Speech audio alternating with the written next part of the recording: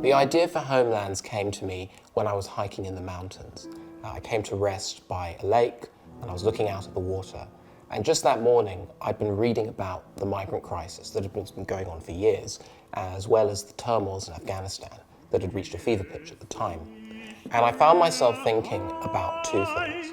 Firstly, the music of exile, these songs by Schubert, Rachmaninoff, Schumann, that I had performed and listened to and studied over the years, that told a timeless story about people wrenched away from the places that they belong, perhaps in pursuit of something better or indeed fleeing from something worse. And the second thing I was thinking about was, how could I, as a young musician, make a positive impact on the situation? How could I use music as a vehicle for humanitarian change?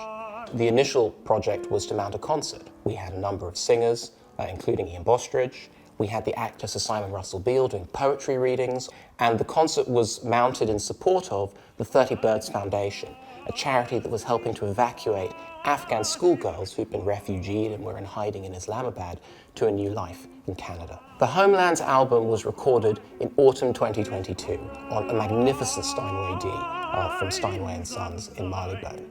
On the album, Ian Bostridge will be singing Schubert's Gesänge des Hafners, as well as providing his first ever recordings of a number of songs, including Mahler's Ich bin der Welt from the Rückert-Lieder, Schumann's Zigeunerliedchen, as well as Schumann's Der Sinn und Abschied from the album for children.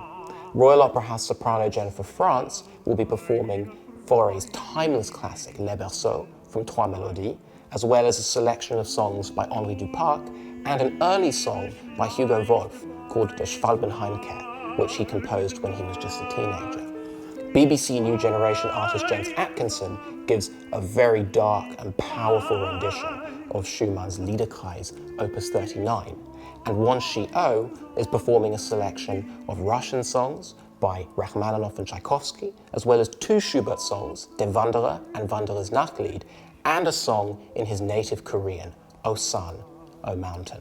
In each song, the singer steps into the character of a distinct exile, some archetype of the exile, and that ranges across the album. So in Schumann's Zigeunerliedchen, for instance, a young boy is taken from his home under cover of night. In Fauré's Les Berceaux, a woman is standing on the harbour, looking out at the ships, carrying away the departing sailors.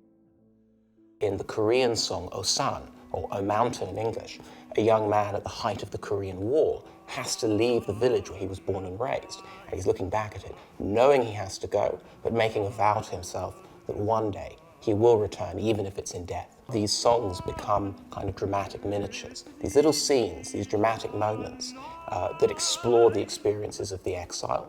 And then when you listen to the album as a whole, those scenes and those dramatic moments are strung together and they tell a narrative, the story of the exile. Music has this ability to capture the totality of a people, a history, a culture, even the topography and climate of a place. It evokes all of those things.